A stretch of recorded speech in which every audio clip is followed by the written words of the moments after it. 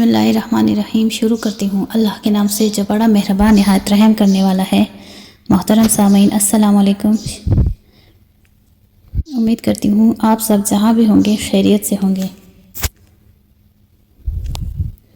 زارا کی آنکھ کھلی تو اس نے دیکھا اس کا شوہر خالد بیڈ پر نہیں ہے۔ یہ پہلی بار نہیں ہوا تھا۔ جب سے اس کی شادی ہوئی تھی وہ نوٹ کر رہی تھی کہ اکثر وہ رات میں کچھ وقت کے لیے بستر سے اٹھ کر چلا جاتا تھا اور اس کی واپسی گھنٹے 2 گھنٹے بعد ہوتی تھی۔ زارا کی شادی کو 6 ماہ سے زیادہ ہی ہوئے تھے۔ خالد کے اس عمل سے زارا کو الجھن ہونے لگی تھی کہ ایسا کون سا کام ہے جو وہ رات کی تنہائی میں کرتا ہے۔ تجسس کے ہاتھوں مجبور ہو کر کئی بار اس نے خالد سے معلوم بھی کیا تھا، پر اس نے کوئی تسلی بخش جواب نہیں دیا، جس پر زارا کو شک ہونے لگا تھا کہ ضرور کوئی گڑبڑ ہے، کہیں اس کا کسی لڑکی سے چکر وغیرہ نہ ہو، کیونکہ آج کل لڑکے لڑکیاں موبائل پر بات چیت کرنے کے لیے رات کی تاریکی کا سہارا لیتے ہیں، مگر خالد کو ایسا کرنے کی کیا ضرورت پڑ گئی ہے؟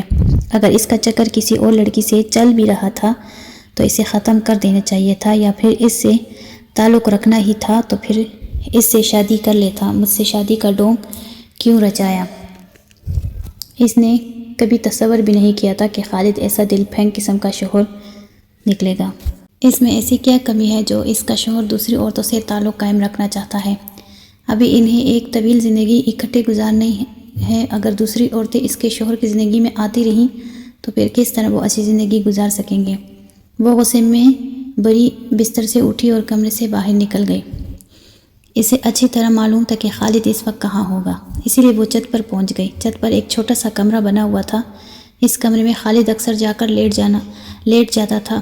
زارا دبے پاؤں اس کمرے کی طرف بڑھ رہی تھی۔ کمرے کا دروازہ بند تھا اور اندر سے باتیں کرنے کی آوازیں آ رہی تھی۔ زارا نے دروازے سے کان لگا دیے تاکہ آواز وغیرہ سن سکوں۔ آواز صاف سنائی نہیں دے رہی تھی، لیکن صاف اندازہ ہو گیا تھا کہ خالد کسی لڑکی سے باتیں کر رہا ہے۔ خالد کا کسی لڑکی سے رات کے اس پہر بات کرنا شکوک و شبہات کو جنم دے رہا تھا۔ زارا کے صبر کا پیمانہ لبریز ہو گیا تھا۔ وہ غصے سے بری طرح سے کانپ رہی تھی۔ جیسے ہی اس نے دروازے کو زور سے دھکا دیا، دروازہ ایک جھٹکے سے کھل گیا۔ دروازے کو لاک نہیں کیا گیا تھا۔ کمرے کے اندر خالد ضرور بیٹھا تھا، لیکن کسی لڑکی کا نام و نشان نہیں تھا۔ وہ اپنے شوہر کو اکیلا دیکھ کر حیرت زدہ رہ گئی تھی۔ ابھی اس نے لڑکی کی آواز صاف سنی تھی۔ خالد کے ہاتھ میں موبائل بھی تھا، جو وہ سمجھتی تھی موبائل کے اسپیکر کی آواز سے کمرے میں لڑکی کی آواز گونج رہی ہو۔ خالد بھی حیرت سے زارا کو دیکھ رہا تھا۔ زارا کیا بات ہے، خیریت ہے نا؟ اس نے پوچھا۔ مجھے کمرے سے کسی لڑکی کی بات کرنے کی آواز آ رہی تھی۔ لڑکی کی آواز؟ خالد چونکا۔ لیکن اس کمرے میں میرے علاوہ اور کوئی نہیں ہے۔ یہ بات میرے لیے بھی پریشان کن۔ میرے کمرے میں لڑکی نہیں ہے۔ پھر بھی لڑکی کی آواز سنائی دی تھی، زارا نے کہا۔ آؤ نیچے چلتے ہیں، خالد نے چارپائی سے اٹھتے ہوئے کہا۔ زارا کمرے میں بھرپور نگاہ دوڑاتی ہوئی خالد کے پیچھے چل دی۔ وہ حیران اور پریشانی سے ادھر ادھر دیکھ رہی تھی۔ آخر کمرے میں لڑکی تھی تو کہاں چلی گئی؟ بستر پر لیٹتے ہوئے بھی اس لڑکی کے متعلق سوچ رہی تھی۔ زارا کہاں گم ہو گئی؟ خالد نے پوچھا۔ کچھ نہیں، میں وہ لڑکی، لگتا ہے تم نے کوئی ڈراؤنا خواب دیکھ لیا ہے۔ ذہن پر زیادہ زور مت ڈالو اور سو جاؤ۔ میں یقین سے کہہ سکتی ہوں کہ وہ لڑکی کی آواز تھی۔ ہاں، ہو سکتا ہے وہ لڑکی کی آواز ہو اور کسی دوسرے گھر سے آ رہی ہو، خالد نے کہا۔ کسی دوسرے گھر سے؟ جیسے میرا دل گرمی سے گھبرایا اور میں اوپر چلا گیا، ایسے ہی کسی کو نیند نہ آ رہی ہو اور اس نے ٹی وی کھول لیا ہو اور ٹی وی سے مرد اور عورت کی آواز آنا کوئی انوکھی بات نہیں ہوتی۔ ہاں، ایسا بھی ہو سکتا ہے۔ زارا نے اپنے دل کو مطمئن کرنے کو یہ بات کہی۔ ابھی وہ خالد سے کچھ اور باتیں کرنا چاہتی تھی، لیکن خالد کے خراٹے کمرے میں گونجنے لگے۔ وہ اس کے سونے کا انتظار کیے بغیر ہی سو گیا تھا۔ خالد کے سو جانے پر زارا کوشش کرنے لگی کہ اسے نیند آ جائے، پر نیند ہے جو آنے کا نام بھی نہیں لے رہی تھی۔ وہ کروٹ بدل رہی تھی، پر نہ جانے کیسے اس کی آنکھ لگ گئی۔ اس کے بیدار ہونے سے پہلے ہی خالد کی آنکھ کھل چکی تھی، اسی لیے وہ نہا دھو کر ناشتہ کرنے کو تیار ہو چکا تھا۔ زارا نے جلدی ناشتہ تیار کرنا شروع کیا۔ رات کا واقعہ ابھی تک اس کے ذہن میں تھا۔ خالد ناشتہ کر کے ڈیوٹی پر چلا گیا۔ دوپہر کا کھانا تیار کر کے جب وہ کچھ دیر کے لیے بیڈ پر لیٹی، اس وقت بھی رات کا واقعہ یاد آ گیا۔ وہ رات کے واقعوں کو جتنا بلانا چاہتی تھی اتنا ہی یاد آ رہا تھا۔ پھر نہ جانے اسے کیا ہوا، وہ بے اختیار اٹھی اور چھت پر چلی گئی۔ اس کے قدم کمرے کی طرف بڑھ رہے تھے۔ کمرے کے پاس پہنچ کر زارا نے ایک جھٹکے سے دروازہ کھول دیا۔ اچانک اس کی نظر ایک لڑکی پر پڑی جو بڑے آرام سے چارپائی پر لیٹی ہوئی تھی۔ دروازہ کھلنے پر اس نے زارا کی طرف دیکھا۔ وہ لڑکی بڑی ہی حسین تھی، نقش و نگار بھی بہت اچھے تھے۔ ایسی خوبصورت لڑکی زارا نے اپنی زندگی میں کبھی نہیں دیکھی تھی۔ ابھی وہ اس لڑکی سے کچھ پوچھنا ہی چاہتی تھی کہ وہ لڑکی چارپائی سے اٹھی اور تیزی سے کمرے سے نکل گئی۔ زارا نے پلٹ کر اس کی طرف دیکھا لیکن اب چھت پر کوئی بھی نہیں تھا۔ اس کے بدن میں کپ کپی سی طاری ہو گئی اور وہ بے اختیار گھبرا کر نیچے کو دوڑی۔ جیسے ہی نیچے آئی دروازے کی کنڈی زور سے بجی۔ زارا نے لپک کر دروازہ کھول دیا۔ خالد دوپہر کا کھانا کھانے کے لیے آیا تھا۔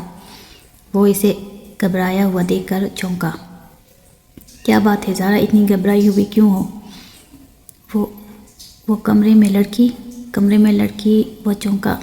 ہاں خالد، میں نے اپنی آنکھوں سے چھت والے کمرے میں ایک لڑکی کو چارپائی پر لیٹے ہوئے دیکھا۔ پھر وہ اچانک اٹھی اور کمرے سے باہر نکلی اور غائب ہو گئی۔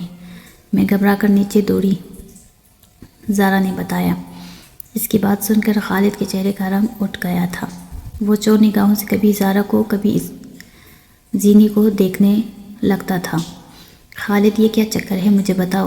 یہ سب تمہاری وجہ سے ہوا ہے۔ میری وجہ سے؟ وہ چونکی۔ ہاں، تم اس کے بارے میں بار بار نہ پوچھتی اور نہ وہ تمہارے سامنے آتی، تم پر ظاہر ہوتی۔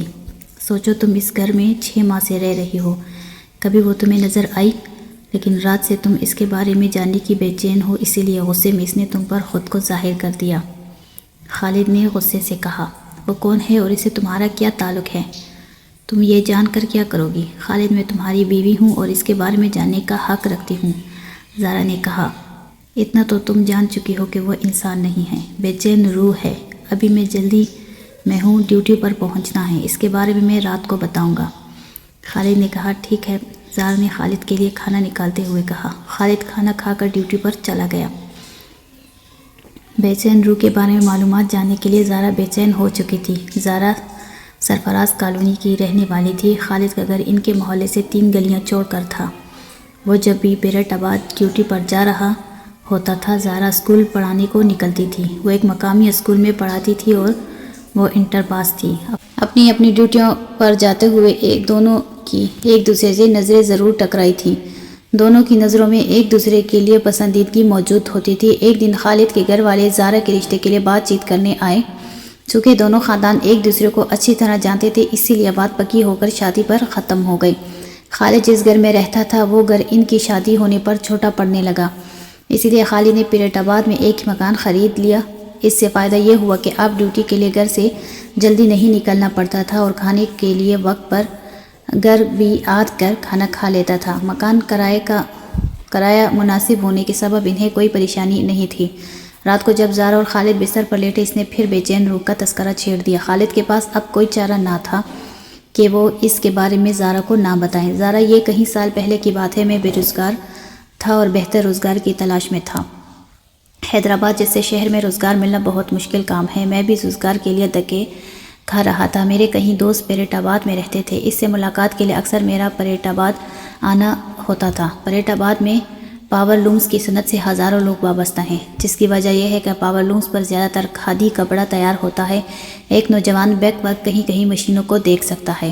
اس کام میں سب سے بڑی خرابی یہ ہے کہ کام کرنے والوں کو 2 شفٹوں میں کام کرنا پڑتا ہے۔ ایک شفٹ صبح سے شام اور دوسری رات سے صبح 7 بجے تک ہوتی ہے۔ پیرٹ آباد پاور لومز کی وجہ سے رات میں بھی دن کا سما ہوتا ہے۔ ہر مزدور کو ایک ہفتے دن میں تو دوسرے ہفتے رات میں ڈیوٹی کرنا پڑتی ہے۔ رات میں کام کرنے سے انسان کی صحت پر بہت بڑا فرق پڑتا ہے۔ اکثر لوگوں کی بینائی وقت سے پہلے ہی کمزور ہو جاتی ہے۔ پاور لومز کے مالکان کو مزدوروں کی تلاش نہیں کرنی پڑتی۔ زیادہ تر لوگوں نے کارخانے اپنے گھر کے نیچے کی منزل پر قائم رکھے ہیں۔ محلے میں کھیلنے والے بچے شوق ہی شوق میں 15 دن یا 1 ماہ کے اندر مشین چلانا سیکھ لیتے ہیں اور پھر روزگار نہ ملنے پر کسی بھی کارخانے والے سے بات کر کے یہ کام شروع کر دیتے ہیں۔ میں اپنے دوستوں کی مدد کرنے کی غرض سے کچھ وقت کے لیے مشین پر کھڑا ہو جاتا تھا، جس کی بنا پر یہ کام مجھے بآسانی آ گیا تھا۔ روزگار نہ ملنے پر میں نے یہی کام کرنے کا فیصلہ کر لیا تھا۔ میرے دوستوں نے اس ارادے پر میرا حوصلہ بڑھایا اور اس طرح میں پاور لومز کی صنعت میں مزدور کی حیثیت سے شامل ہو گیا۔ کام مجھے اس لیے زیادہ اچھا لگا تھا کیونکہ مجھے خود کوئی کام کرنا پڑتا، سارا کام مشین کرتی تھی۔ میری حیثیت ایک نگران کی سی تھی۔ جب اکتاہٹ ہوئی مشین کو بند کیا، کچھ دیر کو باہر نکل کے چائے پانی پی کر جیسے ہی طبیعت بہتر ہوئی واپس آ کر مشین سٹارٹ کر دی۔ اس کام میں یہ قید نہیں کہ ساری زندگی وہیں کام کرتے رہو، جہاں سے زیادہ پیسوں کی پیشکش ہوئی وہیں چلے گئے۔ میں شادی سے قبل کہیں کارخانے تبدیل کر چکا تھا۔ کارخانے تبدیل کرنے کی وجہ صرف زیادہ اجرت تھی۔ اس دن مجھے مولانا محی الدین کے کھاتے پر کام کرتے ہوئے دوسری رات تھی۔ چائے کی طلب پر میں مشین بند کر کے چائے پینے چلا گیا۔ ہوٹل پر مجھ سے پہلے ہی میرا دوست امیر الدین ناز بیٹھا ہوا تھا۔ میں نے سنا ہے کہ تم نے نثار کے کھاتے سے کام چھوڑ دیا ہے۔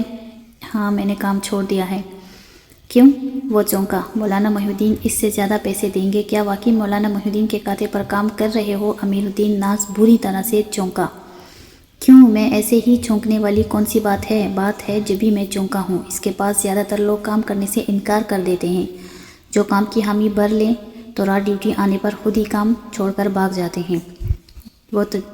وہ کیوں؟ مجھے تجسس ہوا۔ سنا ہے وہاں اسیب ہے، رات میں جو کام کرنے آتا ہے اسے پراسرار آوازیں آتی ہیں۔ اب تم خود سوچو کہ رات کے 2 بجے جب تمہیں کسی کے بولنے کی آواز سنائی دے اور پھر نظر بھی نہ آئے، ایسے میں تمہاری کیا حالت ہوگی؟ امیر الدین ناز نے کہا۔ تمہیں بیوقوف بنانے کو میں ہی ملا تھا۔ میں نے چائے کی چسکی لی۔ خالد، تم میری بات کا یقین کرو، میں سچ کہہ رہا ہوں۔ تم دیکھ لینا جب رات میں کسی عورت کی آواز آئے گی اور تمہیں اے میرے صنم کہہ کر پکارے گی، پھر میں دیکھوں گا کہ تم کتنے بہادر ہو۔ امیر الدین ناز نے کہا۔ امیر الدین میں ایسی باتوں پر یقین نہیں کرتا۔ یہ کام کرتے ہوئے کئی سال ہو چکے ہیں، ابھی تک کسی بھوت یا چڑیل سا واسطہ نہیں پڑا۔ پھر میں کیسے مانوں کہ مولانا اسیب ہے؟ میں نے کہا۔ آج کی کہانی آپ سب کو ضرور پسند آئی ہوگی۔